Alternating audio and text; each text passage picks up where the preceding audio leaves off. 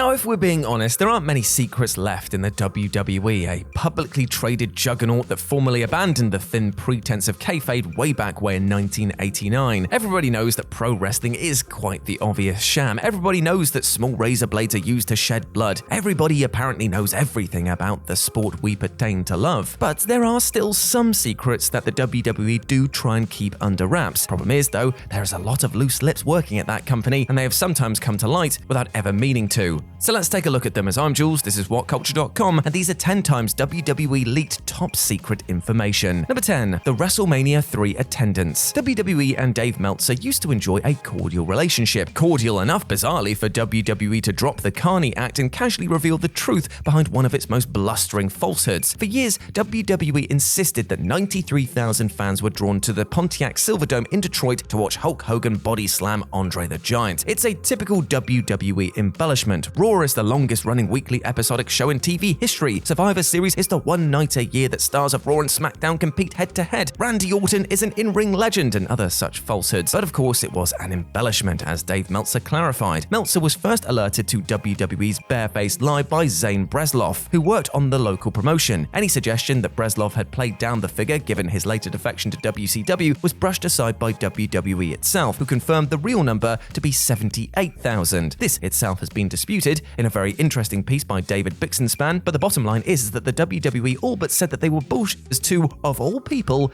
Dave Bloody Meltzer. Number 9. The format of a Raw script. In 2014, the script for the April 14th Monday Night Raw script was leaked online. The sheer detail on the bloody thing was astonishing. It was as if all the writers go to painstaking lengths of building a miniature ship in a bottle, only using particles of shit instead of wood. The pursuit of perfection here is so heavily ironic, because Vince McMahon is an auteur of terrible children's television. In one notable tidbit, copy was leaked from a distractingly overwritten and rather awful promo directed at Bray Wyatt from John Cena, in which he called Bray ugly as a means of building interest in a violent stipulation match. Elsewhere, the incredibly rigid and stilted format revealed WWE's TV as an abomination. Brian Alvarez was told by a source that Stephanie McMahon responded so furiously to the leak that she was mad enough that she could beat Ronda Rousey in a UFC fight. Jesus Christ, I mean, who actually believes that she could have done that? Was that a direct Stephanie quote? I mean, that is something that she might snarl. Or did maybe Disco Inferno have an agent job at the time that nobody was aware of? Number 8. The Commentator's Style Manual. In 2015, a since-deleted Reddit user somehow procured from an unknown WWE source a list of guidelines to which its commentary team must adhere at all times. Now, unfortunately, hey listen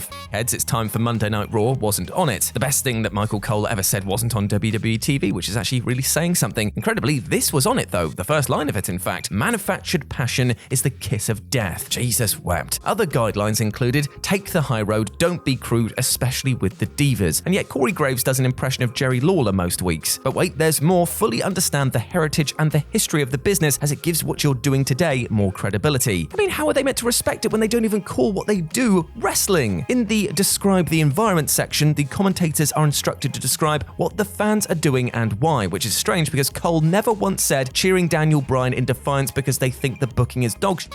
Number 7. The rehearsal of Paul Bearer's storyline death. WWE was completely on its arse in 2004, which until very recently was the most wretched year in its history. 1995 is up there of course, but WWE had no excuse 9 years later. They had monopolized all of North America. They had access to virtually every single talent on the continent and the resources with which to procure them. And they stuck The Undertaker versus the Dudley Boys in a handicap match as the main event of a pay-per-view. At least they had the self-awareness to realize how absolutely terrible that prospect was, if not the creativity to actually make it any better. The one-off concrete CRYPT stipulation was basically Vince McMahon thinking you'd be swayed by alliteration. It was also a euphemism for, look, we really don't want to see Bubba Ray Dudley work without a table either, so we'll sell you on it under the promise of a live execution. If Taker refused to lose, Paul Heyman would have killed his manager Paul Bearer. Taker won, killed him anyway, and remained a bloody babyface somehow. The footage of the rehearsed/pre-taped crime scene was eventually leaked, showing the Undertaker break character, which was utterly verboten at the time. He'll moan about disgracing his own legacy for a peacock sob story now, of course, but back then, definitely verboten. Number 6. Keith Lee's double title win. Sometimes there's no boiled over frustration nor malice involved in a leak, just sheer blithering idiocy. Back in the days when the Wednesday night war between AEW and NXT was vaguely competitive, NXT counter-programmed AEW Fyter Fest 2020 with the Great American Bash. NXT won overall under the promise of a major NXT and North American title unification match between Adam Cole and Keith Lee. The second event of a 2-week extravaganza was always the plan. Don't mind that NXT logo hastily sewn onto a prop from 2004. The benevolent WWE simply wanted to give you the authentic experience of the Bash's Halcyon days, at which point Kenzo Suzuki and Mordecai ascended to mega stardom by virtue of their own wins over Billy Gunn and Hardcore Holly respectively. Keith Lee lifted both belts following a match that is decidedly less easy to be snarky about, but the problem was that held mid-pandemic, the second night was taped as part of a block, allowing the bubble time to protect itself. An image was posted of Lee's celebration on Instagram, which common sense would indicate is a very bad idea. But perhaps, as with catching dives, they just don't teach it in the Performance Center. Number 5. WWE spoils the draft. The mere concept of an October WWE draft is itself stupid in a perversely entertaining way. The annual Survivor Series event is built on the concept of brand warfare. As it stands, the timing of the draft is so mystifying that the actual sporting equivalent is Rangers selling half of their first team squad on the final day of the January transfer window and them kissing the badge in the old Firm days later. Only that can't be true because supporters from both sides actually care about their respective teams. At Raw and SmackDown tapings, everybody just sits on their hands just bored shitless. But the draft got even more stupid in 2019 when the full list and indeed order of picks was leaked on the day of the first show on the company's website. Perceptive observers noted the picks had already been telegraphed, spoiling the show as it unfolded. Number 4. The NXT UK rehearsal footage. NXT UK was phase 1 of Triple H's grand master plan to take over the entire wrestling world to a level beyond even Vince McMahon's national expansion. Where Vince wanted to take over the Carolinas, Triple H wanted more. As heir apparent to the throne, he already had the States. Now he had the UK. After that, he wanted India, Japan, Mexico, and he started this uber monopoly by pushing Gallus in front of about 180 fans and telling some other guys with names like Archie Davis to throw on a pair of kick pads, stare at their hands and silently mutter "Core blimey" when an opponent kicked out of their signature. It was already a dead brand before it suffered yet more embarrassment when in November 2019, WWE accidentally leaked several hours of rehearsal footage, which is something that they'd never really want the public to consume. It's a secretive practice that exposes just how patent everything is on the very condescending behalf of its talent. David Bixenspan revealed a tip from a friend who stumbled upon the unlisted YouTube video via a presumed glitch. In it, literally every move was rehearsed in excruciating detail, all just to get it right. Number 3. Every WrestleMania main event for several years. Ever noticed how WWE's plans are more frequently made public, whereas AEW's tend not to be? When was the last time AEW's pay-per-view main event was leaked months in advance? It's quite suspicious, right? It's almost as if Tony Khan has paid every last member of the wrestling media to keep his booking plans secret. Or it might just be the case that for now, Tony Khan has cultivated a content atmosphere in the workplace, in which morale is mostly high and there's consequently little motivation to spoil the fun. It's also funny that Dave Meltzer is apparently without sources these days, since he's called every WrestleMania event for years and years. WWE is a place in which even the most senior, protected acts bemoan the absolute state of it. Kofi Kingston, in a recent interview with Metro.co.uk, revealed that scrapped plans are really just a kind of standard fare for us. It's little wonder that anonymous sources retaliate by revealing the storylines that end up happening. Number 2. That video of CM Punk's arse. Now, there is a video entitled CM Punk at Royal Rumble 2014 that remains available to watch on WWE.com to this day. The video is a silent compilation of gratuitous shots of Punk's arse. His stint in the titular match is zoomed in on, captured in slow motion and freeze-framed. He struggles with Seth Rollins in a corner as the editor all but leers on. Either somebody on the staff really likes CM Punk, and why not? I mean, he is very cool. Or there's a connection here to a certain infamous court case. Did WWE upload an evidence exhibit to its public website because somebody couldn't be bothered to download an MP4? Yes. This was the WWE's attempt to prove for the world to see that there wasn't a baseball-sized lump on his back. Key evidence that was simply uploaded to